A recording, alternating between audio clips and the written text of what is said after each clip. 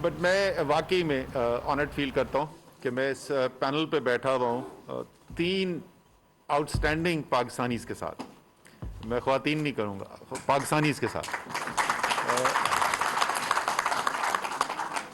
جو کام شیرین مزاری نے پچھلے 3 سال کے اندر کیا ہے ہیومن رائٹس منسٹری کے اندر، اور جس قسم کی لیجسلیشن آئی ہے ہماری اسمبلی کے اندر، اور پورا صرف اس کو بنانا نہیں بلکہ پھر فالو کرنا اور اس کو leading it all the way through to approval, وہ اس میں لینڈ مارک لیجسلیشن شامل ہے. اور یہ صرف کوئی ایسا ہی کر سکتا ہے جس کو صرف ایشوز کا ادراک نہ ہو لیکن ایک پیشن بھی ہو، کمٹمنٹ ہو، اور دل سے جو کر رہا ہو، صرف اس لیے نہیں کہ یہ نوکری ہے اور اس کو پورا کرنا ہے. ثانیہ نشتر نے پاکستان کے سوشل پروٹیکشن فریم ورک کو ریولوشنائز کر دیا ہے.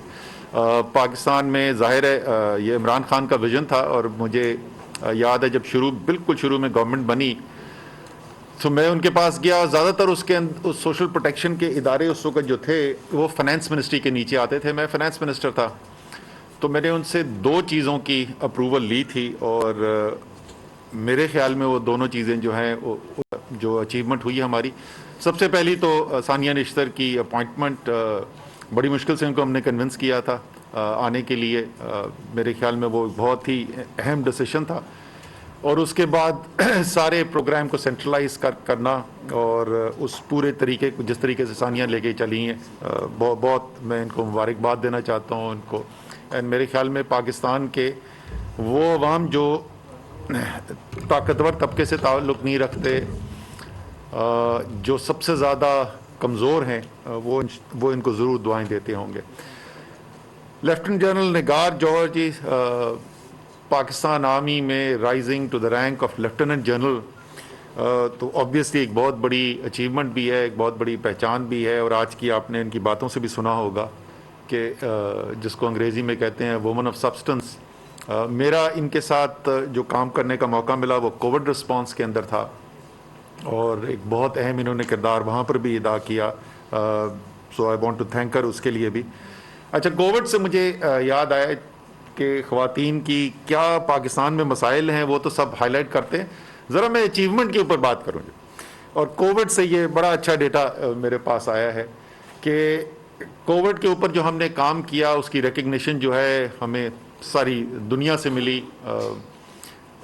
حال ہی میں بھی بل گیٹس یہاں سے ہو کے گئے، انہوں نے NCOC کا سیشن بھی اٹینڈ کیا. ابھی میرے پاس ان کا ایک خط بھی آیا ہے اور انہوں نے اکنالج کیا ہے. ایگزیکٹ الفاظ جو انہوں نے واپس جا کے لکھے ہیں کہ جو میں نے دیکھا I was blown away by that. So it's obviously world class کام ہوا. لیکن سب سے اہم کردار اس میں کس نے ادا کیا؟ ہم بار بار یہ کہتے ہیں کہ سب سے اہم کردار جو ہے وہ ہمارے فرنٹ لائن ہیلتھ ورکرز نے ادا کیا. یہ بات تمام لوگ کہہ چکے ہیں، میں نے ہزارہا دفعہ کہی ہے، فیصل سلطان، پرائم منسٹر پاکستان، پریزیڈنٹ، سب یہ بات کہتے ہیں. لیکن یہ ہیلتھ کیئر ورکرز ہیں کون؟ پاکستان کی 76% ہیلتھ کیئر ورکرز جو ہیں وہ خواتین ہیں. 76%، ہر 4 میں سے 3. 55% ڈاکٹرز خواتین ہیں. اور خواتین ڈاکٹر کیوں بنتی ہیں، زیادہ کیوں بن جاتی ہیں ڈاکٹرز؟ وہ اس لیے کہ میرے جیسے جو ہیں وہ تو سب کرکٹ کھیلنے کے چکر میں لگے ہوئے تھے، پڑھنے وڑھنے کا ہمیں کوئی شوق نہیں ہوتا. محنت کرنے کے مرد جو ہے بنیادی طور پہ گھبراتا ہے. خواتین جو ہیں وہ زیادہ ڈیڈیکیٹڈ فوکسڈ ہوتی ہیں تو زیادہ پڑھتی ہیں. سب سے زیادہ ہائیسٹ مارکس ریکوائرڈ ہیں ایڈمیشن لینے کے لیے میڈیسن میں، اور عورتیں زیادہ ہیں، آدمی کم ہے. That tells you the capability کا اگر کسی کو شک ہے تو اسی سے دور ہو جانا چاہیے. 88% نرسز فیمیل ہیں، اور ظاہر ہے تمام لیڈی ہیلتھ کیئر ورکرز جو ہیں وہ تمام خواتین ہیں. سو ان تمام ہیلتھ کیئر ورکرز کو، خواتین اسپیشلی 76% جو ہماری ہیلتھ کیئر ورک فورس کا ہیں، پوری قوم کی طرف سے میں ان کا شکریہ بھی ادا کرنا چاہتا ہوں. اچھا، یہ national gender policy frame work ہے کیا؟ یہ کرنے کی کوشش کیا کر رہا ہے؟ ایک ہمارا ایک دنیا کا بنیادی، بلکہ دنیا اصول کیا بولے، منطق کی بات ہے کہ منطقی طور پہ اگر آپ دیکھیں تو آدھے ملک کو پیچھے چھوڑ کے ملک ترقی نہیں کر سکتا. تو جب تک آپ کی خواتین جو ہیں وہ ترقی نہیں کریں گی، ملک ترقی نہیں کر سکتا. یہ تو بالکل کامن سینس کی بات ہے، منطقی بات ہے. لیکن سوال یہ ہے کہ کیسے کیا جائے؟ اس نیک ارادے کو اگر ہم نے ٹرانسلیٹ کرنا ہے تو اس کے لیے ہمیں کرنے کی کیا ضرورت ہے. تو یہ فریم ورک جو ہے اس نیک ارادے کو کنورٹ کرتا ہے انٹو ایک انٹیگریٹڈ ایکشنیبل پروگرام. 6 مختلف ایریاز ہیں جن کے اوپر یہاں پر کام کیا گیا, اور وہ انٹرنیشنل لرننگ کی بنیاد پہ یہ دیکھا گیا کہ کون سی وہ چیزیں ہیں کرنے کی جن کی ضرورت ہے, جس کی بنیاد سے ہم خواتین کی زندگی بہتر کر سکیں اور ان کے لیے وہ مواقع پیدا کر سکیں کہ وہ اپنے ملک کے لیے کنٹریبیوشن کر سکیں. سب سے پہلا تعلیم کا ایریا ہے, اور پاکستان میں تعلیم کا ایک اوور آل چیلنج ہے. اچھا یہ بھی میں بات کر دوں کہ بہت سارے لوگ یہ کہتے ہیں کہ بھائی مسائل تو مردوں کو بھی ہیں, اس میں کوئی شک نہیں, مردوں کو بھی مسائل ہیں, لیکن مردوں کے مسائل جو ہیں وہ کامن ہے عورتوں کے ساتھ, اور اس کے بعد کوئی خصوصی مسائل خواتین فیس کرتی ہیں ہمارے معاشرے کے اندر. سو تعلیم کے اندر ہم اوور آل ہمیں چیلنج ہے, ہم وہاں پر نہیں پہنچے ہوئے.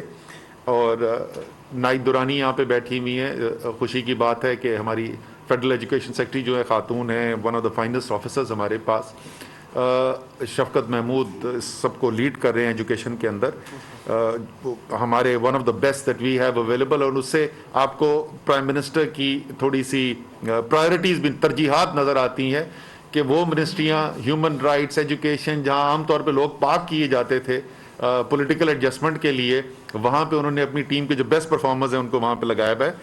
تو سب سے پہلا یہ جو چیلنج ہے کہ لو لیول آف پارٹیسپیشن ہوتے ہوئے بھی ایک بہت بڑا جینڈر گیپ ہے. یعنی جتنی انرولمنٹ اسکولوں کے اندر بچیوں کی ہے وہ بچوں سے بہت کم ہے, اور وہ جیسے جیسے کلاسز آگے بڑھتی ہیں, خاص طور پہ پرائمری سے جب آپ سیکنڈری کے اندر جاتے ہیں تو ایک بہت بڑا جینڈر گیپ آپ کو نظر آتا ہے, ایک دم سے ڈراپ آؤٹ ریٹ بہت زیادہ بڑھتا ہے.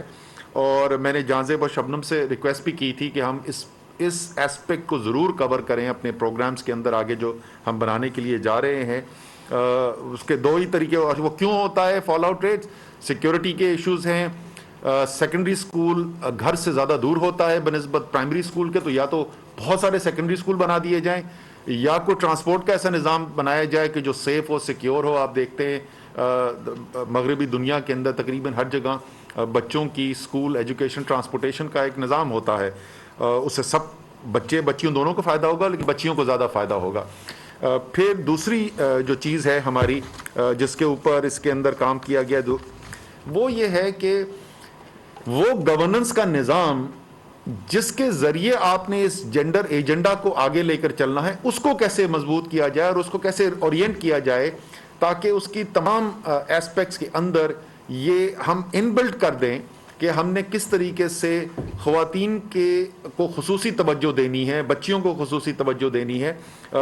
مثلاً ہمارے جو پی ایس ڈی پی بنتا ہے, اس کے جو پروجیکٹس کے پی سی ونز ہوتے ہیں, تو اس پی سی ون کے اندر جو ڈیولپمنٹ آؤٹ کمس ہم دیکھتے ہیں اس کے اندر ایک اسپیشل سیکشن ہو جو اس بات کو دیکھے کہ اس کا امپیکٹ جینڈر ڈسپیرٹی کے اوپر کیا ہوگا, اس سے خواتین اور بچیوں کے لیے کیا بہتری آ سکتی ہے.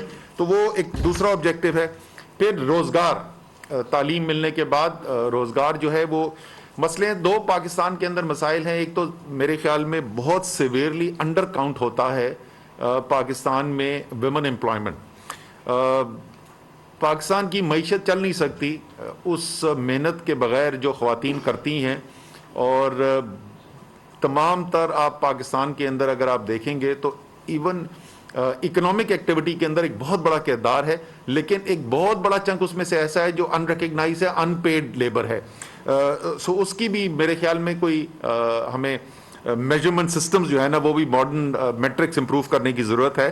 لیکن امپلائمنٹ کے اندر بھی خواتین کے چیلنجز ہوتے ہیں جو اسپیشل ہوتے ہیں. میں آپ کو مثال دیتا ہوں اس کمپنی کی جس کے لیے میں کام کرتا تھا, بڑی پروگریسو کمپنی, ملٹی نیشنل ہوتی تھی پہلے, دنیا کی نمبر 1 فارچون 500 کی نمبر 1 کمپنی جو سب سے زیادہ سال رہ چکی ہے, یہ وہ کمپنی تھی. اس کے باوجود 2004 میں جب چیف ایگزیکٹو آفیسر بنا تو 40 سال ہو گئے تھے اس کمپنی کو بنے ہوئے, اور 40 سال کے اندر کوئی ایک بھی خاتون جو ہے وہ ڈپارٹمنٹ مینیجر نہیں بنی تھی اس کمپنی میں. اور آبویس آنسر اس کا یہ ہوتا تھا کہ یہ تو جی انجینئرنگ ڈومینیٹڈ انڈسٹری ہے تو انجینئرنگ میں خواتین جاتی نہیں ہیں. دوسرا یہ ہے کہ اس کے اندر فیلڈ سیلز والا کا بہت زیادہ کام ہے تو خواتین جو ہیں وہ ان علاقوں میں نہیں جا سکتی, اس وجہ سے نہیں ہوا.